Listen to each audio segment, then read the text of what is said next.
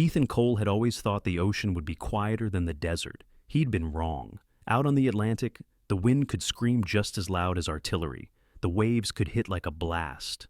And on nights like this, when the sky over the coast of Maine turned the color of gunmetal and the air tasted of salt and electricity, the noise inside his head rose to match the storm building on the horizon. He stood on the crooked porch of the cottage he was renting, a dark shape against the dying light. The place sat on the high side of Haven's Reach, a thumbprint of an island a few miles off the Maine coastline, where lobster boats bobbed like ghosts, and the mainland was just a gray smudge when the weather turned bad. The cottage had peeling white paint, a sagging roof, and a porch rail Ethan had reinforced himself with scrap wood from town. It had one bedroom, a stubborn heater, and windows that howled when the wind hit right. It also had a backyard that fell away into rock and sea, and nothing but the roar of the surf to drown out memories when they got too loud.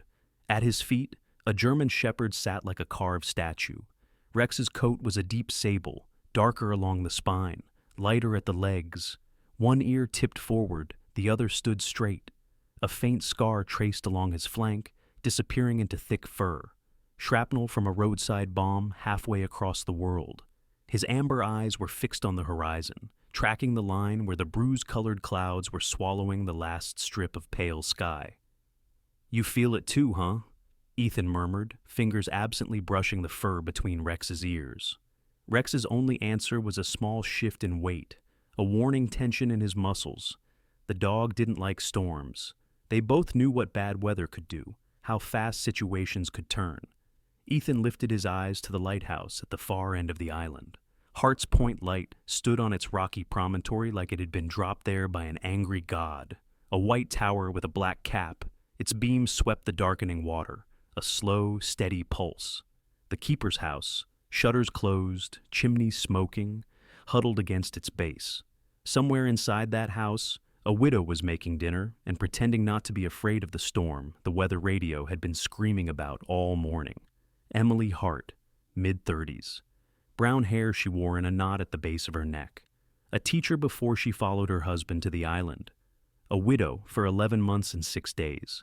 Ethan knew that last number, though she'd never actually said it out loud. It was in the way her eyes went distant when someone mentioned last winter's nor'easter. It was in the way she flinched when the Coast Guard cutter's horn rolled across the harbor. And it was in the way she watched the water when she thought no one was looking, like she was waiting for it to give something back. The wind shifted, bringing the faint clang of rigging from the harbor, and the smell of diesel mingled with salt. Behind Ethan, the cottage door creaked open. "You're not seriously thinking about staying out there when that hits, are you?" A voice called. Old Man Murphy shuffled onto the porch, a knit hat pulled down low over wild white hair. He owned the cottage and 6 lobster traps. His knees complained about the damp. His mouth complained about everything else. "Just checking the sky," Ethan said. "Storm lines moving faster than they called." Murphy snorted. "Since when do you trust a mainland weatherman over your own bones? Mine say this one's gonna slap us good. You got what you need?" Generators gassed, waters filled, radios charged. "And dog food?"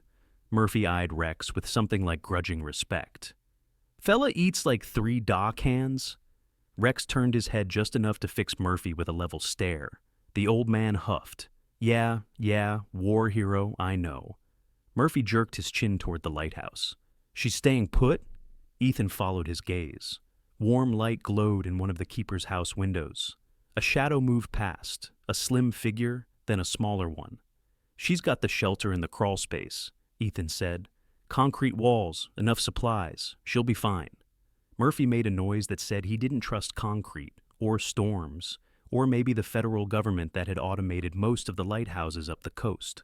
"Her husband died in weather half as bad as this," he said quietly. "Men who tempt fate twice don't usually get to tell the story. You keep your radio on, Cole. Folks here may not know all your business, but we're not blind. You move when things go sideways." Ethan swallowed the reflex answer. "You don't know what sideways looks like," and just nodded. "I'll listen," he said. Murphy squinted at him for another beat, then shuffled back inside, grumbling about sand in his shoes. The door closed, leaving Ethan alone with the wind and the smell of coming rain. He took a breath that tasted like electricity. "It's just water," he told himself. Not mortar fire, not a Black Hawk losing altitude, just water. Lightning flashed far out to sea, turning the line of clouds into a jagged, backlit monster. Rex's ears flicked. He huffed once, low, impatient. Yeah, Ethan said softly. I don't believe it either. He turned away from the storm and headed down the narrow path that led toward town. Rex fell into step beside him, without a sound. If he went back inside now, if he sat in that dim little kitchen, listening to the weather radio and the ghosts, he'd climb the walls. He needed people, noise, something ordinary. Maybe the diner would still be open. Maybe they'd already be talking about the storm. And maybe, if he was honest with himself, that small, serious kid with the 2 big rain boots would be there again, flipping sugar packets and pretending not to stare at Rex like he was a superhero. Jonah Hart, age 9, owner of the island's most stubborn cowlick and the only person on Haven's Reach who dared to ask Ethan straight out if he'd ever shot anybody. Ethan hadn't answered that, but he'd taught Jonah how to throw a proper stick for a working dog and how to offer his hand so Rex could choose to sniff it. Trust is earned, kid, even from a dog, especially from a dog.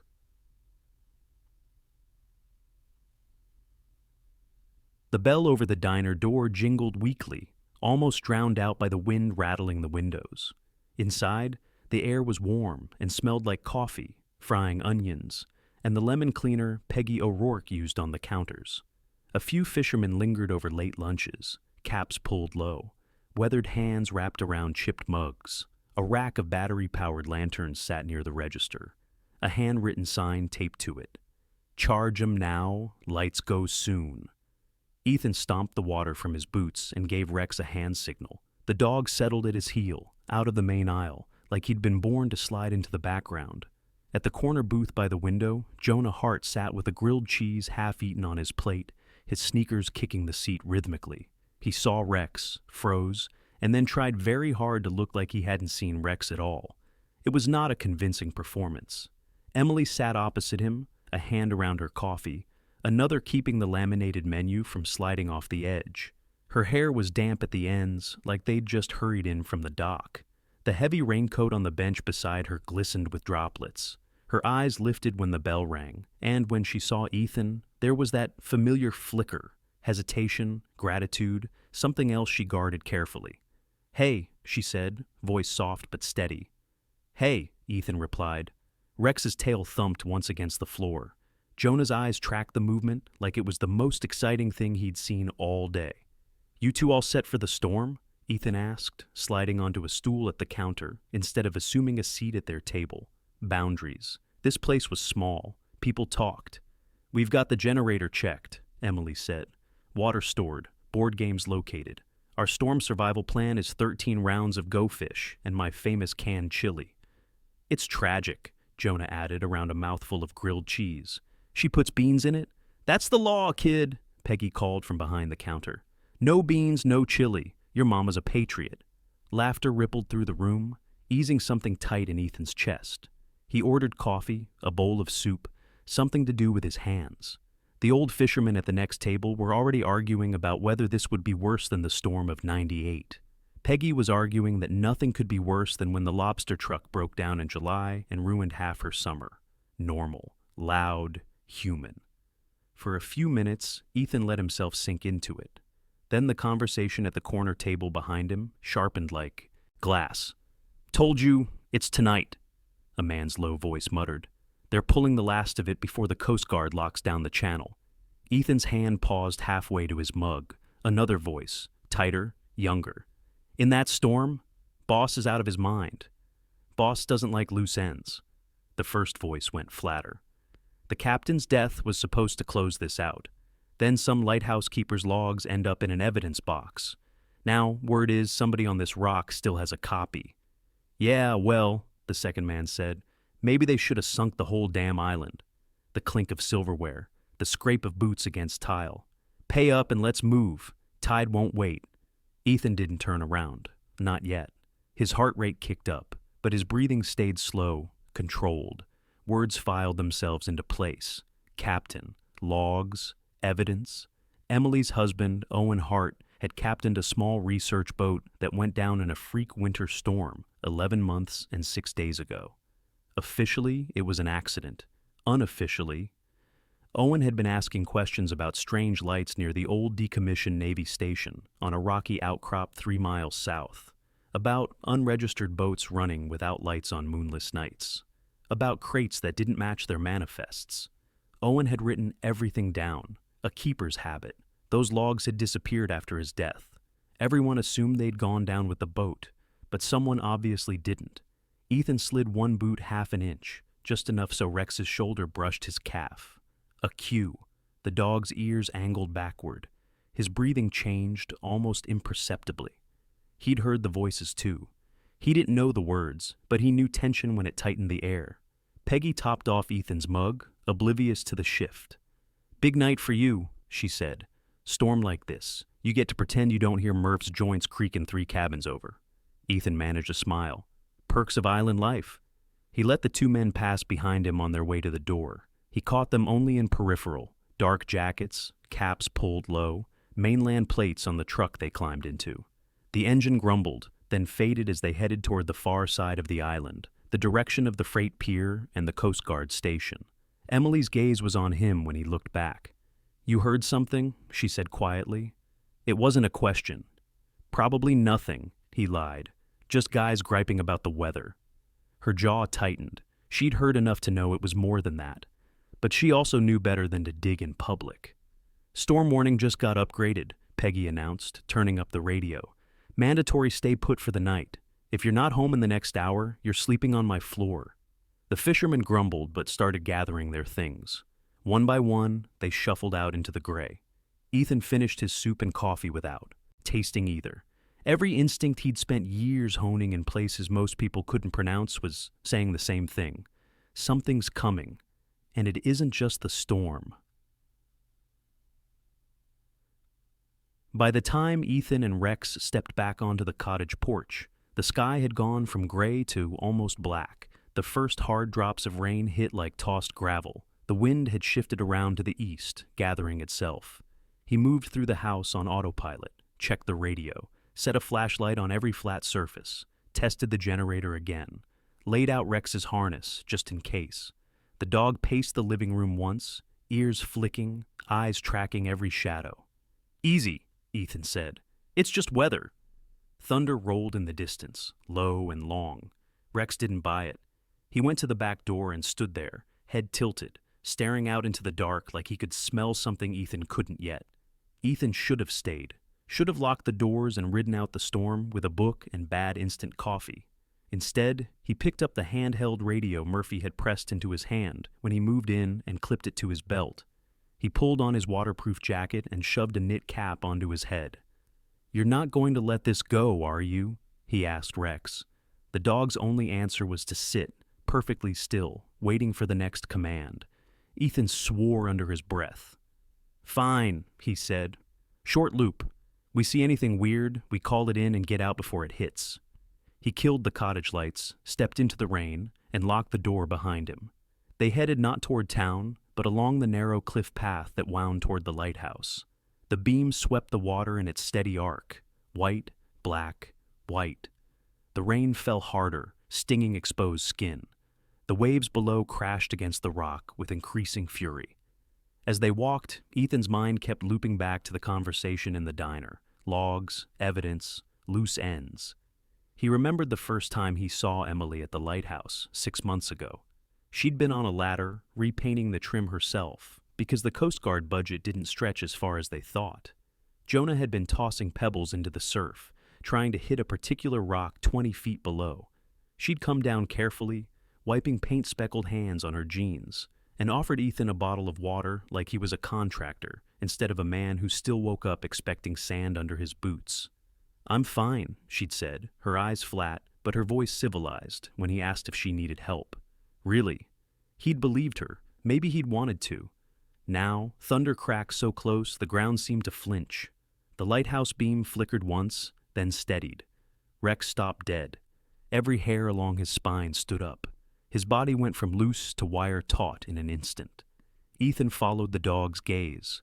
Down the slope, near the base of the lighthouse cliff, A moving circle of light cut across. The dark, too steady to be lightning, too low to be the rotating beam.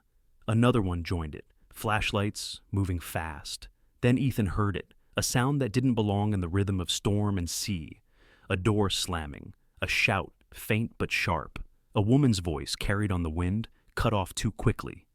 Emily! Ethan's heart kicked hard once. His hands went cold, his focus narrowing like a rifle scope. He dropped to a crouch by instinct. Rex mirrored him without a word. Lightning flashed again, closer, and in that stuttering light, Ethan saw them. 3 figures on the path between the keeper's house and the service road. 2 tall, bulky under their coats. 1 smaller, struggling. Not struggling anymore, being dragged. The small shape's raincoat was yellow. Jonah's. Emily's voice again, raw with panic. Please, he's just a child. A harsh male reply, lost in the wind. The front door of the keeper's house stood open, light spilling out into the rain. Rex, Ethan breathed. Down. The dog flattened into the wet grass, becoming a shadow. Ethan's brain began to run 2 tracks at once. One was tactical, numbers, terrain, weapons, angles of approach. The other was memory. A dim hallway in a village in Kandahar, screams, a door blown off its hinges, a little boy's body. He shoved that track down hard. Now, here, this. He thumbed the radio on. Static hissed, then the clipped voice of the Coast Guard station chief, half drowned by interference. Boat secured. Repeat. All vessels in harbor. Station, this is Cole at Hart's Point, Ethan cut in. Possible home invasion. I've got 3 unknown males taking the lighthouse keeper's kid. Armed status unknown. Storm's about to drop the hammer. Over. The response came in ragged pieces. Repeat, Cole. Signals, bad. 3 unknown males, Ethan said again, more slowly. Taking Jonah Hart, heading toward Old Navy Access Road. I am shadowing. Request immediate law enforcement response when able. Copy. Working on it. Mainland response boat delayed. State police notified. Proceed with caution, Cole. Don't engage unless absolutely... The rest dissolved into static as another crack of lightning tore across the sky. Ethan clipped the radio back on. He looked at Rex. The dog's eyes were on him, waiting. This is stupid, Ethan said quietly. This is exactly how officers end up on walls in memorial halls. Rex didn't blink. But we're not letting them disappear with that kid in a hurricane, Ethan finished. He tapped 2 fingers against his thigh. Trail, he ordered. Rex slid forward, nose low, following the scent path downwind. The intruder's smell was sharp under the dominating salt and wet. Diesel, cheap cigarettes, something chemical and metallic. Ethan kept low, using the rocks and scrub as cover. The path turned away from the lighthouse toward the backside of the island, where the Old Navy station sat abandoned beyond a chain-link fence and a row of "Do Not Enter" signs the teenagers ignored every summer. The yellow of Jonah's coat bobbed between the dark shapes like a captive buoy. "Mom!" Jonah shouted once, voice cracking. One of the men cuffed him hard. "Shut up!" Ethan's vision narrowed, his fists clenched. He recognized that voice. Not the words, but the cadence, the lazy cruelty. It pulled at something in his memory. 3 months ago, a man with the same slouch had stood at the bar in town, flashing cash he shouldn't have had, asking too many questions about unused facilities and quiet docks. Ethan hadn't liked him then. He liked him even less now. Rain hammered down, plastering Ethan's clothes to his skin. The wind slammed into the cliff face and whipped back, making it hard to breathe. The intruders reached the rusted gate at the perimeter of the old station. One of them produced a bolt cutter from nowhere. The chain snapped with a sound like a gunshot lost in the thunder. Ethan cursed under his breath. He'd scouted that station once, out of boredom. Rows of empty barracks, a cracked concrete pier, and a hulking windowless building squatting near the edge of the rocks.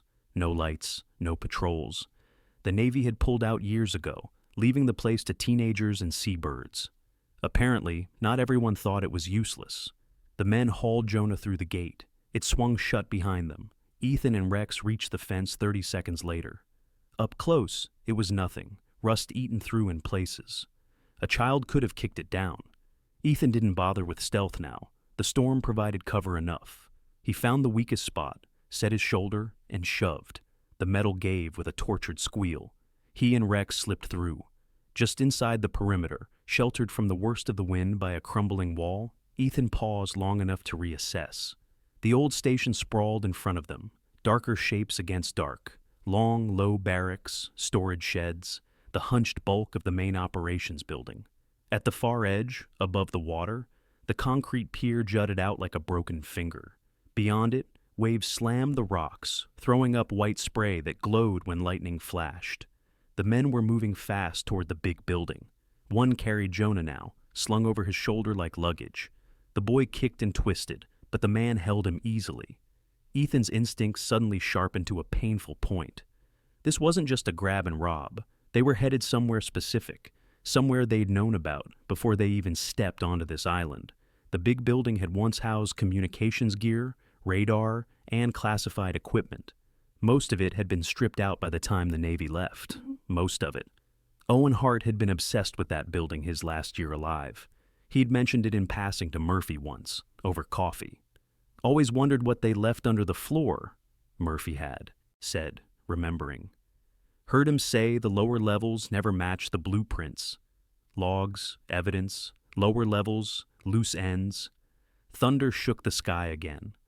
The lights on the island flickered, then went out all at once. The lighthouse beam died mid-sweep, leaving everything in a suffocating, unnatural dark. The storm had arrived. Ethan dropped to one knee, bringing his face level with Rex's.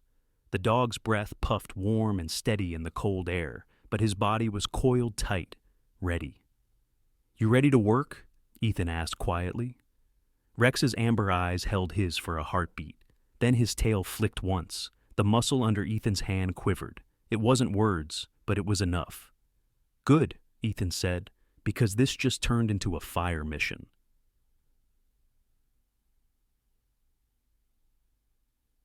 Inside the Heartkeeper's house, hours earlier, Emily had thought she was prepared. She'd checked every flashlight twice, lowered extra water from the cistern, barricaded the gate at the top of the stairs leading to the cliffs because Jonah had a knack for trying to impress storms. She'd lived through one terrible winter. She knew what wind could do, how the sea could tear things away and not give them back. She had plans for everything she could picture. She hadn't planned for men with a gun at her neck. When they knocked, she thought it was Murphy, or maybe Peggy, deciding she didn't want anyone stuck at the lighthouse alone. By the time she realized the silhouettes on the other side of the glass were wrong, it was too late. The bigger one shoved the door inward with a shoulder. The deadbolt tore from the frame. Rain crashed in like an intruder of its own. "Emily Hart," the tall one said, stepping inside as if he'd been invited. His hair was buzzed short, his jaw shadowed with stubble, his eyes pale and cold. Everything about him said he was used to people doing what he wanted. "I already told the Coast Guard everything I know," Emily managed, heart pounding. "There's nothing here for you." He smiled without warmth. "That's the thing about people, Mrs. Hart. They lie." The second man had a gun, small, black, efficient. He moved fast, catching Jonah's arm before the boy could bolt.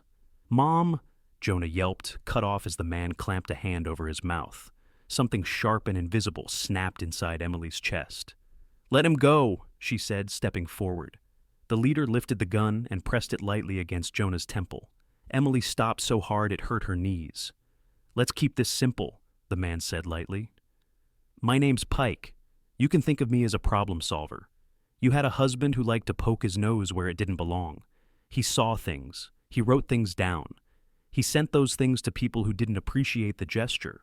Emily's breath hitched. Her fingers twitched toward the floorboard in the corner by the bookshelf, toward the spot where she'd pried up the wood and tucked a waterproof package beneath, 3 days after Owen's boat cracked open on a rock that shouldn't have been where it was. "You're late," she said, surprising herself with how steady her voice sounded. "Those logs are gone. The Coast Guard took everything." "Not everything."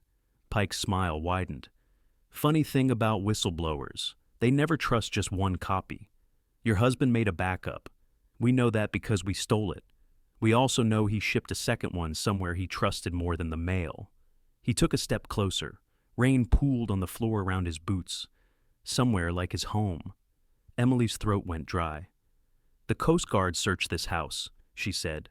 "Top to bottom, there's nothing here." "Well," Pike gestured with the gun, indicating the room. Then I guess they missed a spot, and we're here to help. The third man, the youngest, peeled off and began tearing through drawers, dumping utensils onto the floor, hurling plates aside, ripping couch cushions. Jonah tried to twist away, but the man holding him tightened his grip until the boy gasped.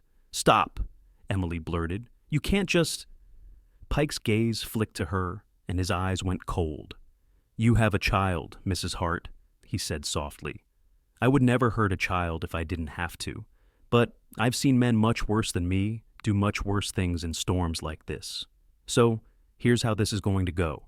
He leaned forward just enough that she could smell the faint sting of cigarette smoke on his coat. "You're going to think very carefully about all the little hiding places in this old house. You're going to remember every conversation you had with your husband about, just in case something happens to me. And you're going to bring me what he left for you." His eyes slid briefly toward the base of the bookshelf, just for a second, as if he were guessing. Or as if someone had told him where to look. Emily's blood went ice cold. Someone had talked. She forced herself not to glance at the floorboard, not even once. "There's nothing," she said. Pike's smile thinned. The younger man slammed a cabinet door, found nothing, swore. Pike sighed. "Okay," he said. "Time's limited. The waves are building, and my ride doesn't like to wait, so we'll simplify this further." He nodded at the man holding Jonah. "Bring the boy." They had almost reached the door before Emily understood. "Wait," she choked. "Where are you taking him?" "Insurance," Pike said over his shoulder. "You stay here, you think on it. We'll be in touch. Maybe we'll all get to go home when this is over." The storm roared as if to contradict him. Jonah's eyes met hers for a split second. Wide, terrified, furious. Then he was gone, dragged into the rain. The door slammed. The frame shook. Emily stood in the wreckage of her kitchen, her heart pounding so hard it hurt. The house suddenly felt too big, too empty. She had hidden the real backup well. Not under the floorboard Pike had glanced at, but in the one place Owen had trusted most, beneath concrete and steel, in a metal case anchored in the depths of the old Navy station itself. Owen had insisted. "If anyone ever comes looking," he'd said one night, eyes shadowed but voice steady, "you tell them you don't know what they're talking about, and if they don't believe you, if they come anyway—" His hand had gripped hers, hard. "You run. You get Jonah, and you run. Don't be a hero. That's my job." He'd died 2 weeks later, in a storm like this. And now strangers had Jonah and were heading straight toward the one place on the island that could swallow people and not spit them back out. Emily grabbed the parka hanging by the door, shoved her arms into it with shaking hands, and snatched the flashlight from the hook. She flicked it on. The beam cut through the dim like a blade. Her chest burned. Her eyes were dry. "I'm not running," she whispered. She stepped into the storm. Back at the Navy station, Ethan listened to the building. Even abandoned, structures had sounds. The drip of water through a broken skylight, the thud of waves hitting the foundations, the rattle of loose metal. Tonight, the storm made everything louder, but under that roar he could still pick out the wrong notes, footsteps, a door slamming deeper in the building, the metallic scrape of something heavy being dragged. Rex hugged the wall at his side, nose twitching. His breathing was slow, controlled, like Ethan's.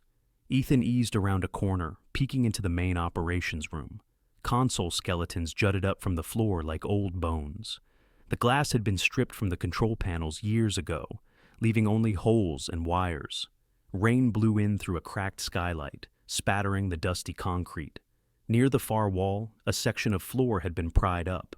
A rectangle of darkness yawned in the concrete, wide enough for a man to climb through, oily water glistening at the bottom. A stairway. Of course there were lower levels. Owen hadn't been imagining things. Pike stood near the hole, shaking water from his jacket, Jonah at his side, hands zip-tied in front of him.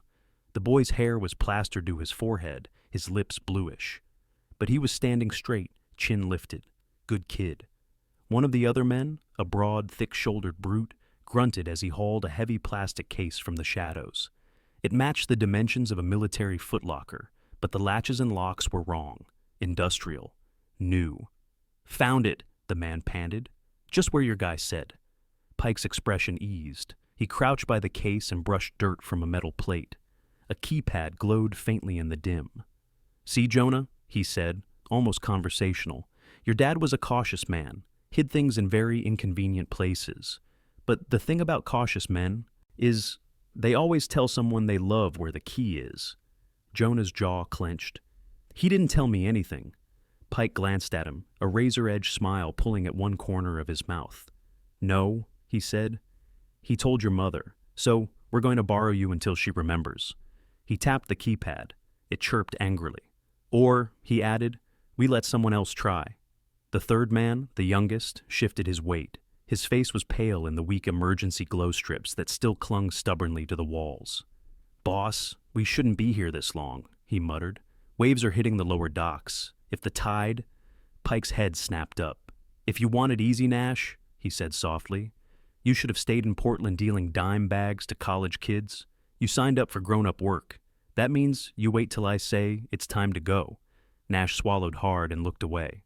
Ethan's brain ticked through his options. 3 hostiles, 1 obviously in charge, all armed probably, 1 hostage, storm outside, water below, unknown layout of lower levels. He could wait for the Coast Guard, hope the storm let a boat through in time. He could try to shadow them and pick his moment later. Or he could move now, while their focus was on the case. Waiting meant giving them more time to improvise. People like Pike got more dangerous, not less, when they felt cornered. Ethan glanced at Rex. The dog's gaze was locked on the big man with the case. His lips twitched just enough to show the edge of teeth. Ethan's hand settled on the dog's shoulder, steady. "Not yet," he breathed. Lightning flashed through the cracked skylight, illuminating the room in stark white. For half a second, Ethan's silhouette would be visible if he moved. He waited until the dark slammed back down. Then, from somewhere behind him, a floorboard creaked. Ethan's neck prickled. He spun. A figure stood in the doorway at the far end of the hall, hair whipping in the wind, coat soaked. Emily. Her flashlight beam swept the hall, caught the brief glint of Ethan's eyes, and jerked away before it could land on the main operations room. She hadn't seen him. She stepped fully into the building, calling out, "Jonah!" Her voice rang off the concrete like a bell. Ethan swore under his breath. Inside the operations room, Jonah flinched. "Mom!" he shouted before Pike could clamp a hand over his mouth. "Mom! I'm here!" Pike's head snapped up. His gun came up with it. He shouted a single word to the big man. "Watch them!" and strode toward the hall, footsteps sharp. Ethan moved. "Stay!" he hissed to Rex, then slipped back into the corridor, hugging the wall. Emily stood at the far end, just past the doorway, her flashlight shaking slightly in her hand. "Jonah!" she called again. "Emily!" Ethan hissed, stepping out just enough that she could see him. She jerked, beam snapping toward him. "Ethan!" she gasped. "Where is—" "He? They—" "Lower level," Ethan said. 3 men. 1's coming this way. You need to—" Pike rounded the corner between them. For a frozen half-second, all 3 stared at one another. Ethan saw Pike's face up close for the first time. The pale eyes took him in, filed him under problem in an instant. "Well," Pike said softly, "look what washed up. The soldier." His finger tightened on the trigger. Ethan dropped. The shot cracked, deafening in the concrete hall. The fluorescent bulb above them burst in a shower of glass. Emily dove sideways, hitting the floor hard and skidding on water. Ethan rolled, came up behind a rusted metal cabinet, heart pounding, but head strangely clear. He flicked his wrist. "Rex!" he barked. "Guard!" From the operations room, a snarl exploded, a sound that belonged in a jungle, not a basement. Rex shot through the doorway like a missile. The big man barely had time to turn before 100 pounds of muscle and drilled instinct hit him square in the chest. They went down in a tangle, the pistol skittering across the floor. "Shoot the dog!" Pike roared, pivoting. Emily's flashlight beam caught his face again, blind white. He flinched, eyes squeezing shut. Ethan took the opening. He lunged, slamming into Pike and carrying them both into the wall. The gun went off again, the shot chewing concrete inches from Ethan's ear. He grappled for Pike's wrist, trying to force the muzzle away.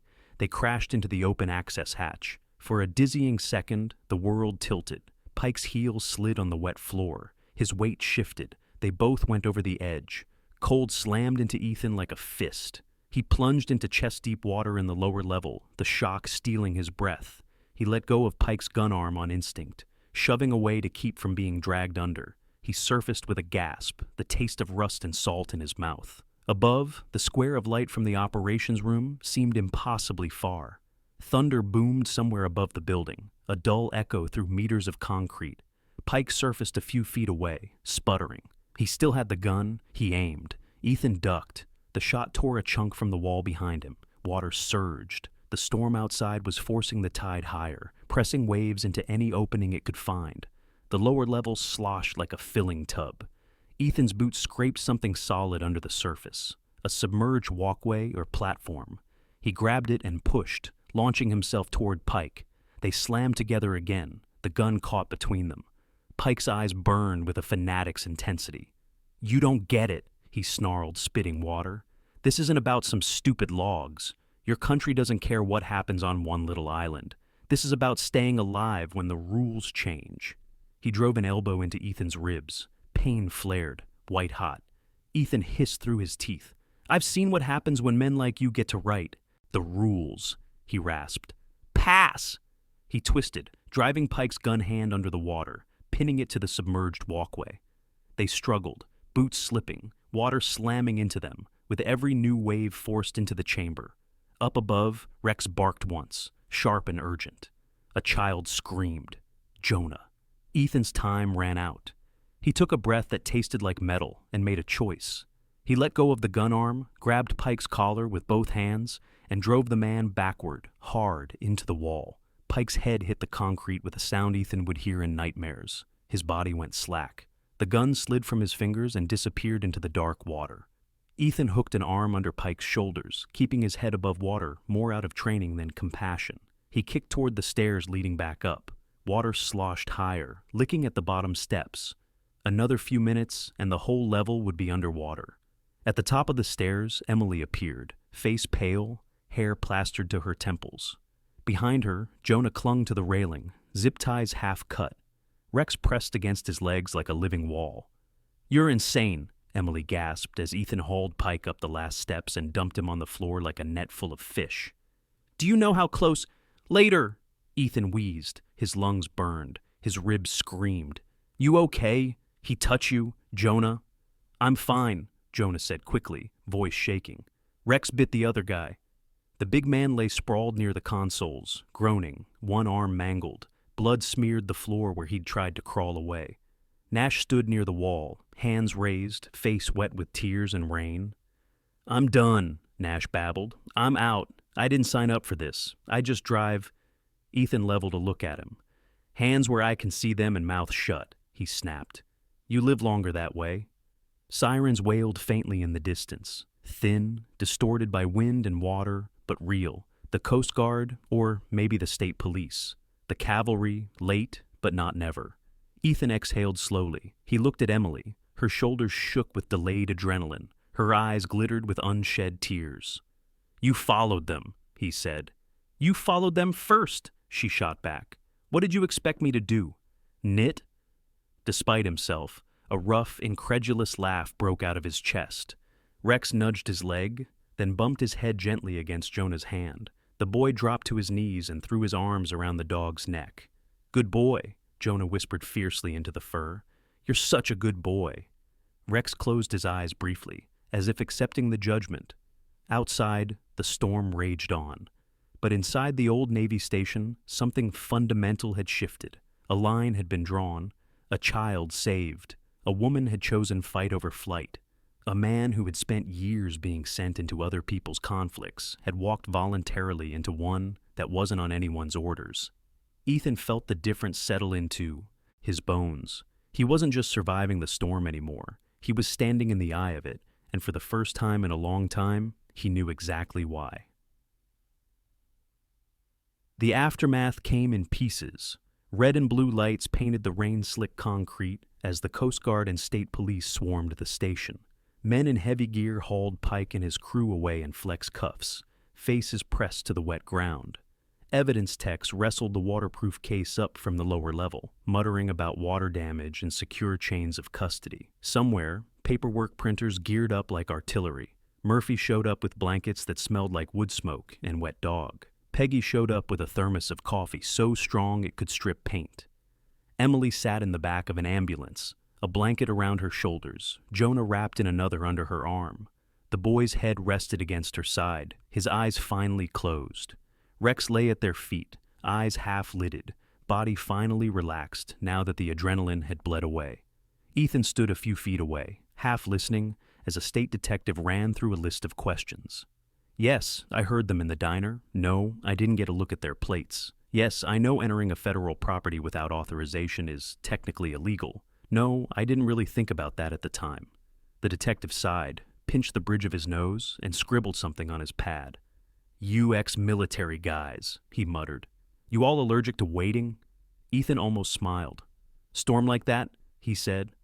"Waiting's just another way of saying drowning slower." The detective's mouth twitched. "Point taken," he said.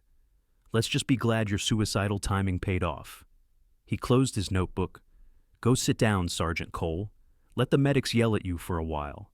You look like you lost an argument with a washing machine." Ethan's ribs protested as he walked. His head throbbed where it had cracked the ladder rungs on the way out of the lower level. But the pain felt honest, earned. He stopped at the edge of the ambulance's glow. Emily's eyes lifted to him, tired and bright. "They say it's over," she said quietly. "For now," Ethan agreed. She looked down at Jonah, then at Rex. "I don't know how to say thank you for what you did," she said. "You already did," Ethan said. "You followed them."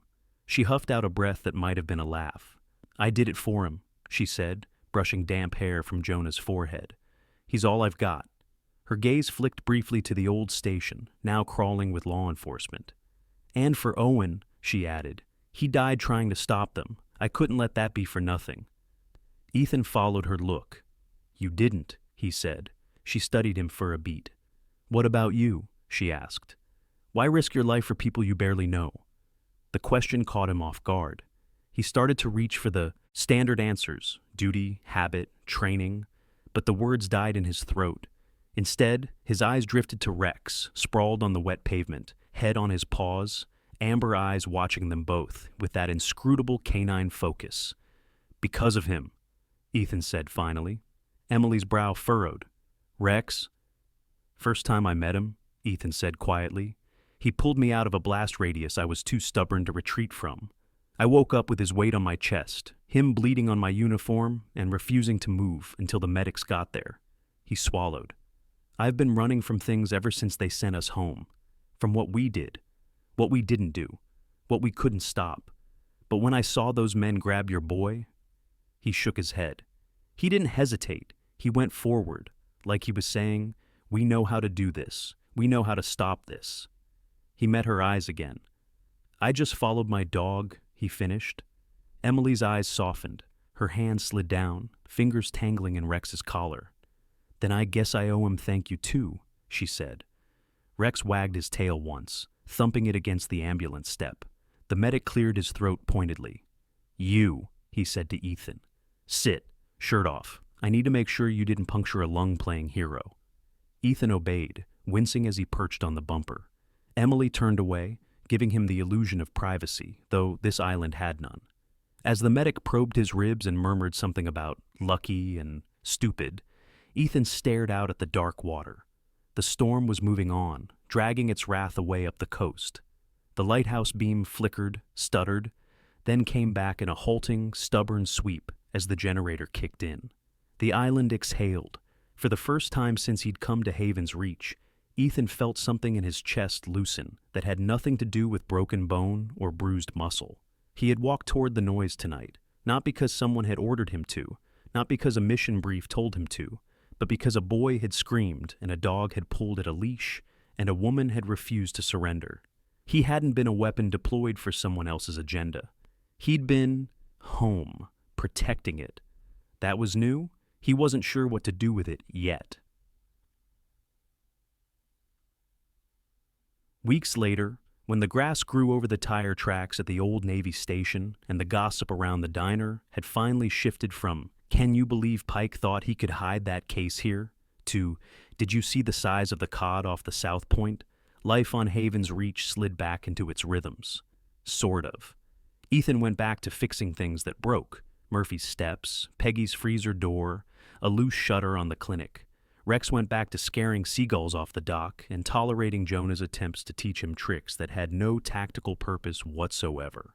Emily went back to teaching Jonah long division at the kitchen table and cataloging the lighthouse maintenance logs. But some things didn't rewind. Every Thursday now, the Coast Guard cutter stopped not just for mail and fuel, but to run a short training scenario with Ethan and Rex. Search and rescue drills off the rocks, missing boater simulations, tracking courses laid through the scrub. Sheriff Daniels on the mainland, after reviewing the reports, had called Ethan personally. "I don't suppose you'd be interested in making this official," he'd said, half joking. "Man with your skills, dog like that, I could use you in my SAR unit."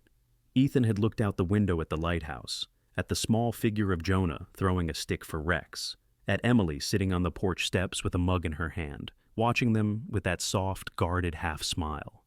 "I'm considering my options," he'd answered simply. The idea sat in the back of his mind, steady and solid, like a piece of gear waiting to be picked up. A new mission, one he chose, on his terms.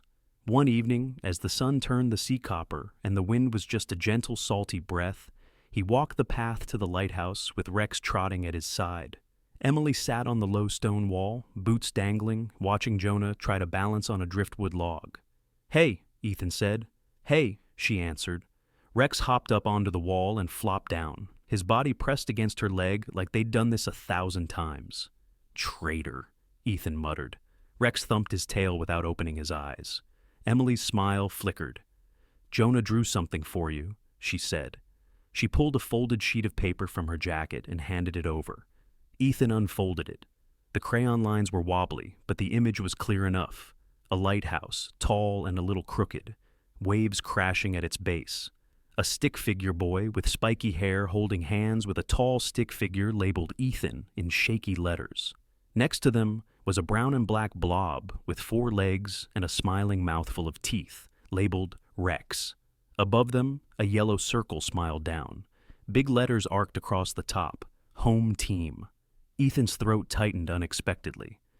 "He said he wanted you to know you're on our side," Emily said softly, "in case you were wondering." Was he? He looked at the drawing again. He thought of the crossing cables of his life so far, the desert and the ocean, orders barked in barracks, names etched on stone, the endless airports, the gray of VA hallways, always moving, always redeploying. He thought of the lower level of the Navy station filling with water, the sound of Jonah's scream, the flash of Rex hurling himself at a man twice his size. He thought of Emily standing in that doorway, soaked and shaking and still stepping forward instead of back. He folded the drawing carefully, as if it were a briefing map, and tucked it into his jacket. "Tell him I got the message," he said. Emily studied his face. "You planning on disappearing when your lease is up?" she asked, quietly. "Or are you going to stick around long enough to teach Rex more party tricks?" He let out a breath that felt like it had been sitting in his chest for years. "I put in for a change," he said. "Stateside liaison. They won't like it, but they owe me a few favors. Daniels wants me to formalize the SAR work. I was thinking, this island could be a good place to set up a base, train other dogs, other handlers." He gestured with his chin toward the sea. "Storms aren't going anywhere," he added. "Might as well meet them with something more useful than my coffee addiction." Her eyes glistened just a little. "So you're staying?" she said. He shrugged, suddenly self-conscious. "Seems like someone should keep the home team in one piece," he said gruffly. "And Rex likes the kid." Rex, sensing his name, opened one eye and snorted. Emily reached down and scratched behind his ear. "Yeah," she said softly. "We like him too." The sun slid lower, staining the clouds pink and gold. The lighthouse beam blinked on, sweeping the water in slow, patient arcs. Jonah whooped as he managed 3 steps along the driftwood without falling. Rex hopped down from the wall and trotted over to supervise, tail wagging. Ethan watched them, the knot in his chest easing, thread by thread. For years, storms had meant chaos, panic, loss. They'd been something to survive, endure, outlast.